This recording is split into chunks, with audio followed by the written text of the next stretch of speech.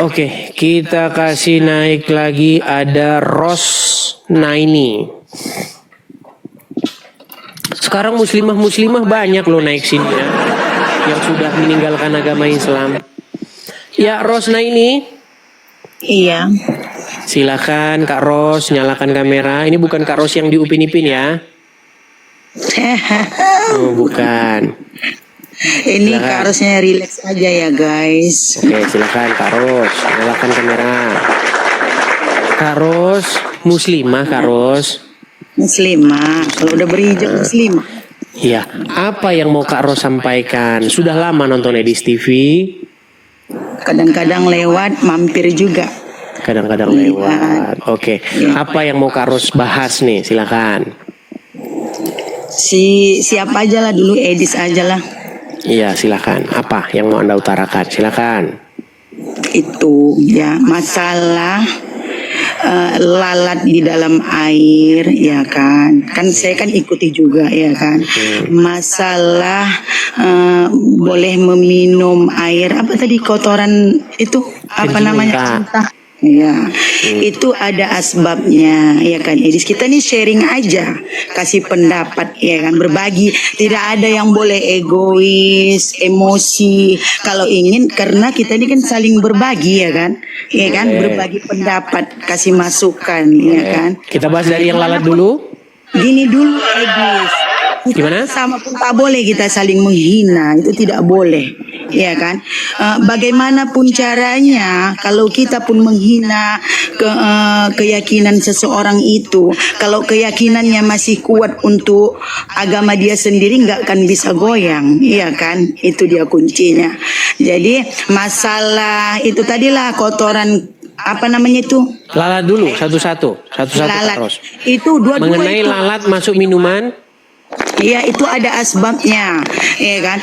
Pada zaman dahulu itu, iya kan, kadang-kadang karena terjadi dulu kan seperti di Palestina, ya kan, dalam keadaan darurat, yang dimakan pun nggak ada, apapun yang mau diminum pun nggak ada. Jadi itu pada masa zaman Rasulullah dulu, ya kan, itu ada asbabnya, lagi terdesak. Bisa tunjukkan dalilnya? Ada asbabul nuzulnya? Loh, tapi kamu kan coba kamu bacalah dulu ya. Saya balikan ya kamera saya ya. Dari awal sampai Z ya. Baik, kita Awal sampai tampilkan. Z. Apakah ada asbabul nuzulnya atau sebab musababnya? Karena kalau saya baca hadis, Muhammad tuh tukang ngomong sendiri, nggak ada angin, nggak ada petir. Baik, lihat ya. Ini hadis. Matan hadis yang menceritakan berkaitan minuman yang dimasuki lalat adalah begini. Dari Abu Hurairah, beliau mendengar Nabi Shallallahu Alaihi Wasallam bersabda. Tidak ada di sini asbabul nuzulnya. Tiba-tiba saja Muhammad ngomong, apabila lalat termasuk ke dalam minuman salah seorang daripada kamu, maka rendamlah ia, maksudnya lalat itu, kemudian buanglah. Ini karena salah satu daripada sayapnya adalah penyakit dan di sebelah lagi adalah penawar. Dari Abu Hurairah bahwa Rasulullah bersabda, apabila lalat termasuk ke dalam bekas salah seorang dari kamu, maka rendamlah kesemuanya lalat, kemudian buanglah ia. Ini karena salah satu daripadanya adalah penawar, sebelah lagi adalah penyakit. Ini ya. Menurut para ulama, lalat tidak termasuk dalam perkara najis.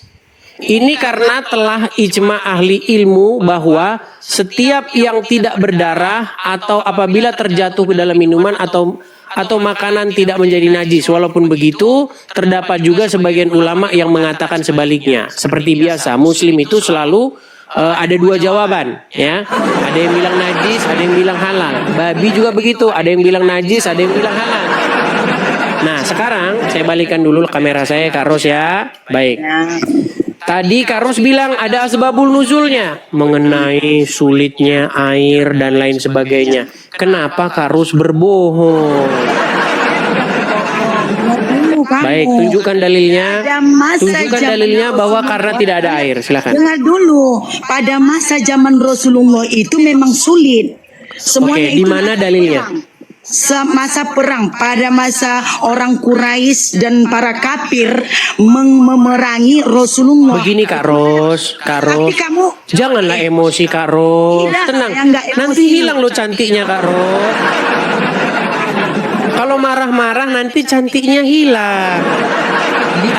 Diambil Saiton. Baik, gini. Kak Ros, tadi kan Kak Ros bilang bahwasanya karena air langka.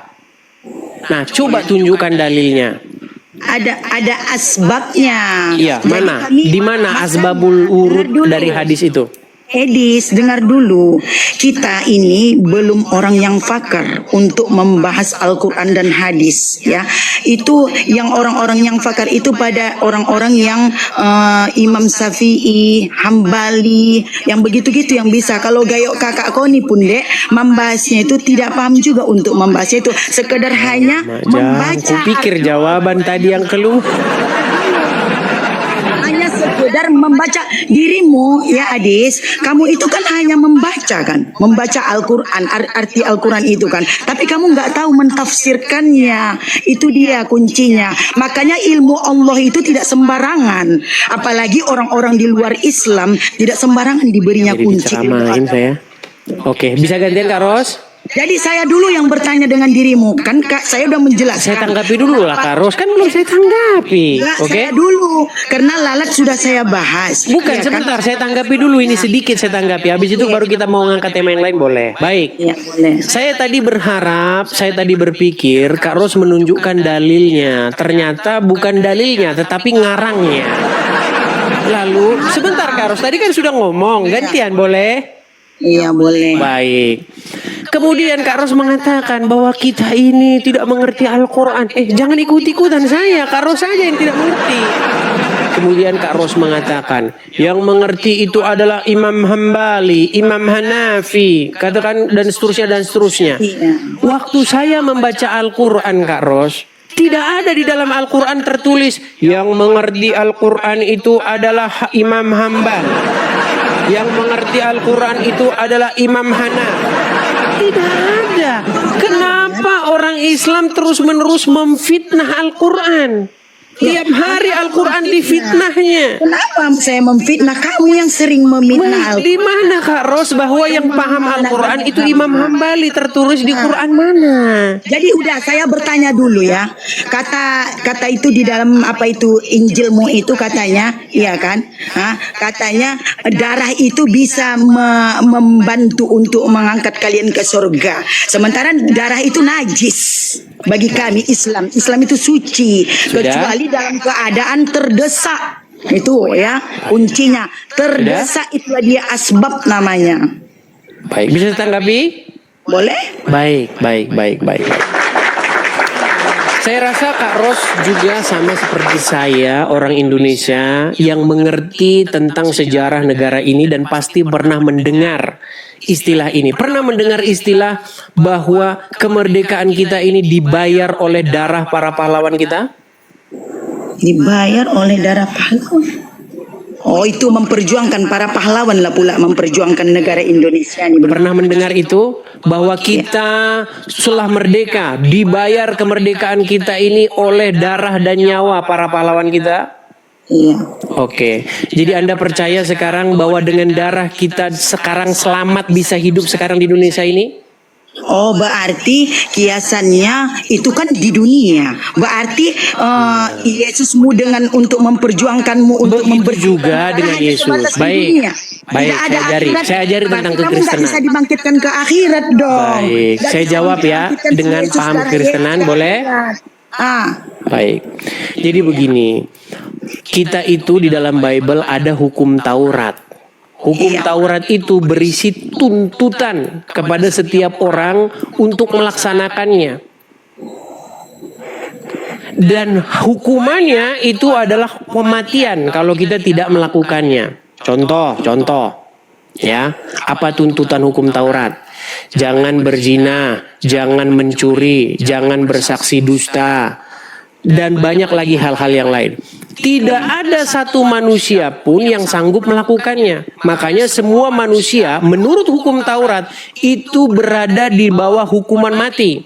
Karena tidak ada satupun yang melakukannya. Hanya satu orang yang melakukannya, yaitu Yesus. Dan itu Yesus sudah melakukan untuk kami. Makanya kami punya pemahaman seperti itu, bahwa darah Yesus telah membayar kami dari segala tuntutan segala hukum Taurat itu. Makanya kami adalah umat yang dibayar bukan dengan emas dan perak, tetapi kami umat yang dibayar oleh darah Yesus.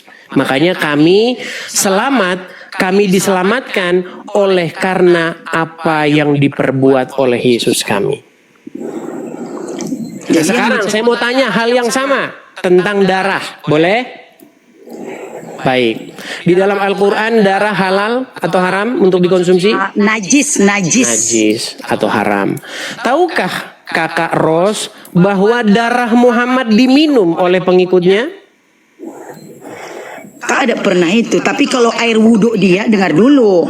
Kalau air wudhu dia selalu ditampung bekas air wudhu gini, di bawah sana menyambut para sahabatnya, menyambut air wudhunya. Itu dia. Karena orang tuh menginginkan hasil dari air wudhunya itu untuk membersihkan lagi tuh. Karena cahaya.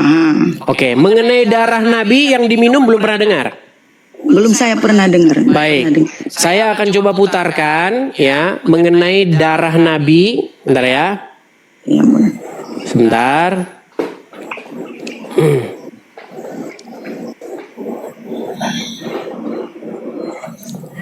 Karena banyak muslim yang tidak pernah mendengar ini ya teman-teman ya. Kita putarkan sebentar. Makanya saya heran juga ya. Baik, saya putarkan sebentar ya. Boleh. Boleh, ini dari Abdul Somad ya. Saya pernah dengar cerita tentang sahabat yang meminum darah Nabi SAW. Sedangkan dalam Al-Quran minum darah itu dilarang.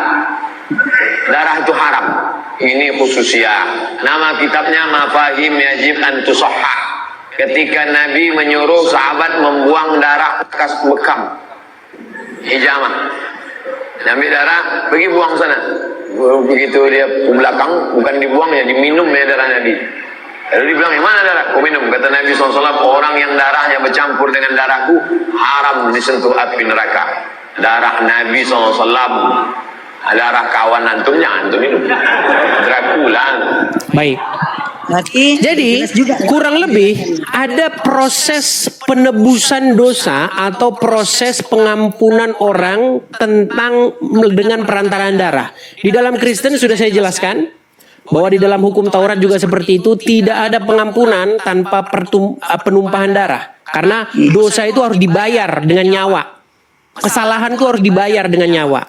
Nah, kami orang Kristen dibayar kami dengan nyawa, dengan darah. Yaitu Yesus yang melakukannya untuk kami.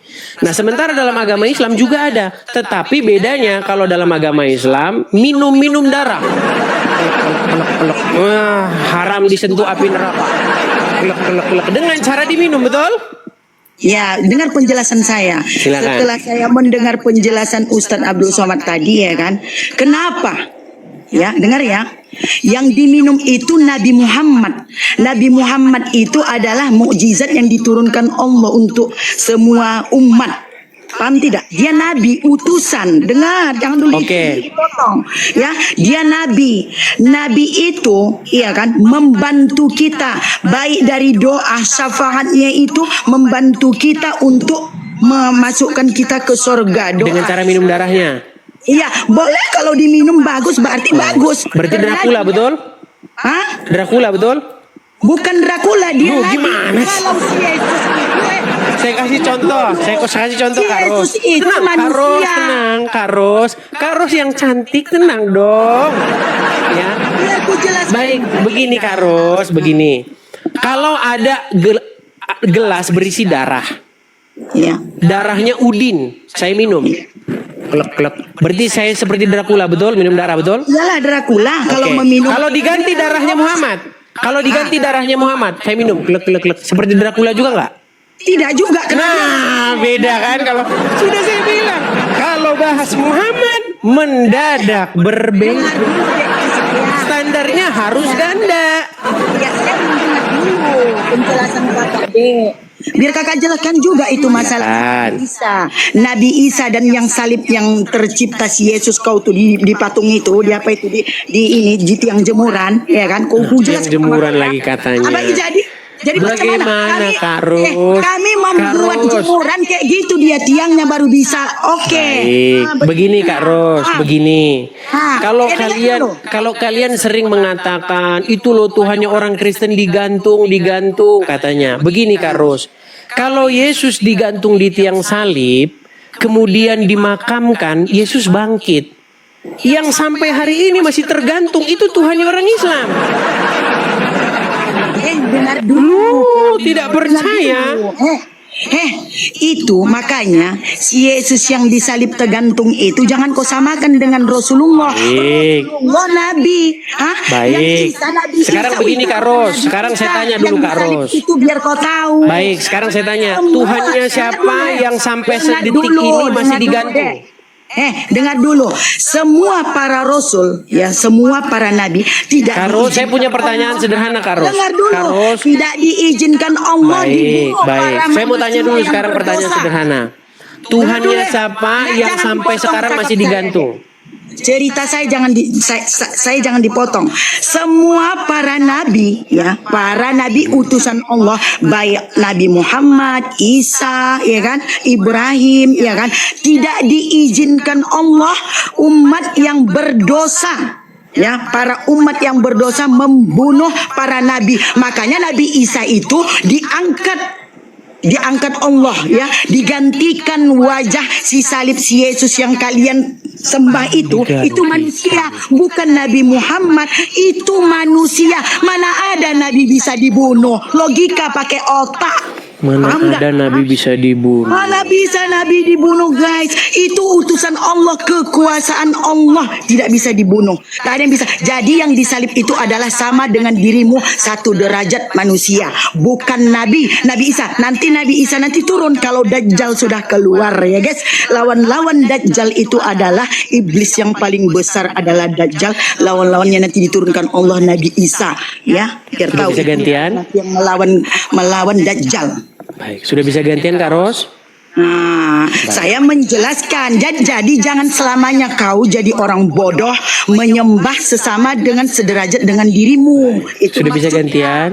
Nah, masa pula darahmu bisa membantu orang ke surga? Dari mana jalannya? Hanya Allah, ya, yang Sudah bisa gantian, Kak Ros? membuatkan neraka dan dengan surga. Itu adalah Allah yang Maha Esa, ya guys. Sudah bisa gantian?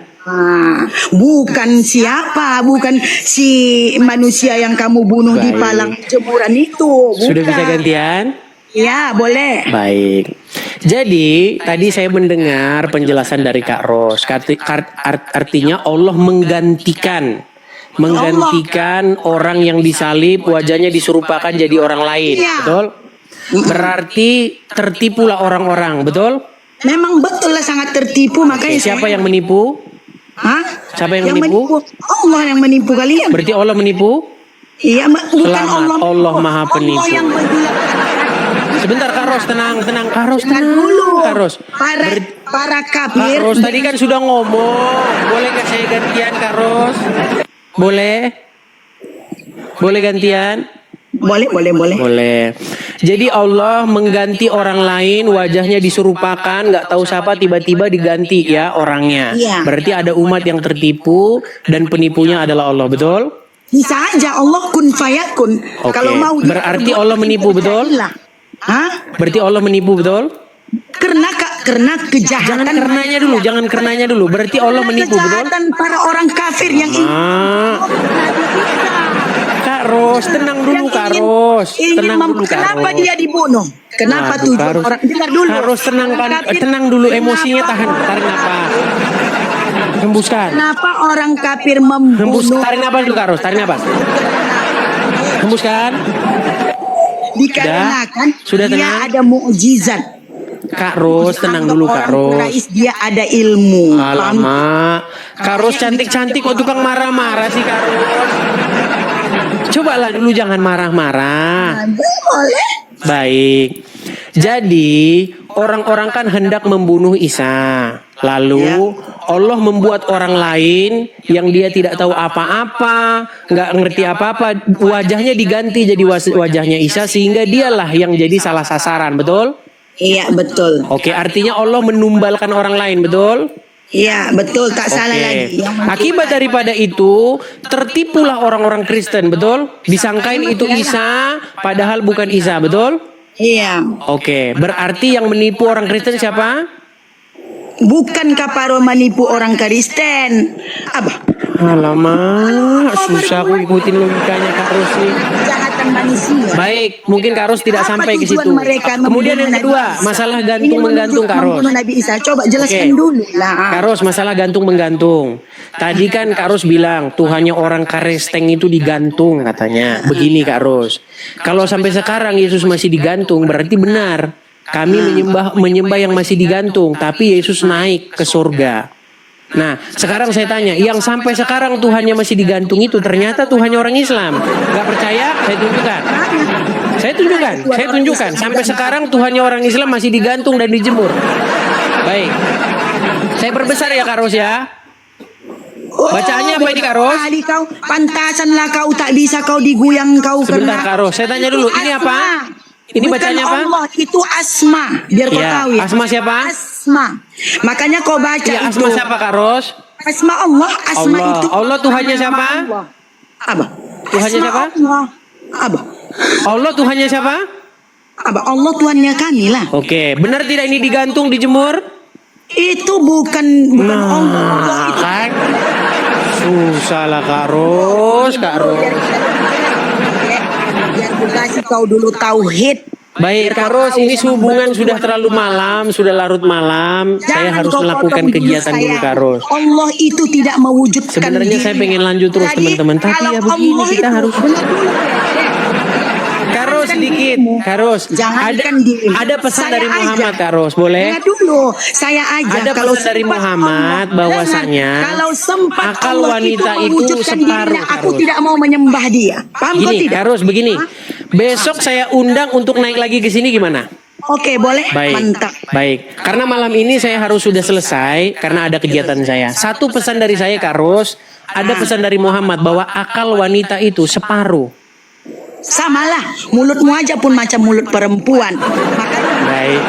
Oke, saya mengundang Kak Ros besok datang kembali ya. setelah saya mendengarkan kamu mengikuti kamu tuh memang luar biasa. Mantap ya, luar biasa mantap. Oke. Kak Ros, saya sudahi dulu. Pandaimu Besok kita hanya lanjut untuk lagi ya. memfitnah orang, ya kan? Oke, besok kita lanjut lagi Kak Ros ya. Oke ya, terima Oke, kasih ya. terima kasih. Saya turunkan dulu Kak Ros. Besok saya tunggu untuk datang kembali Kak Ros. Saya kasih karpet merah besok. Teman-teman mohon maaf sekali teman-teman. Ya inilah karena saya harus antar dulu ya. Saya ada yang mau saya antar. Jadi mohon maaf lagi seru-serunya. Aduh berhenti. Teman-teman jangan lupa ya. Teman-teman jangan lupa. Bagi teman-teman yang mensupport saya Edis TV. Teman-teman kita ada program untuk pendirian rumah apologet. Sekali lagi teman-teman minta support dukungan dari kalian supaya rumah apologet yang saya hayal-hayalkan, yang saya inginkan untuk berdiri tercapai ya teman-teman ya. Bahwa kita berapologet di sini belum ada tempatnya. Jadi saya berharap bagi teman-teman yang ingin mensupport, yang suka dengan channel Edis TV, yang senang dengan channel Edis TV, ya, apalagi yang cuman ngomong, saya mendukung.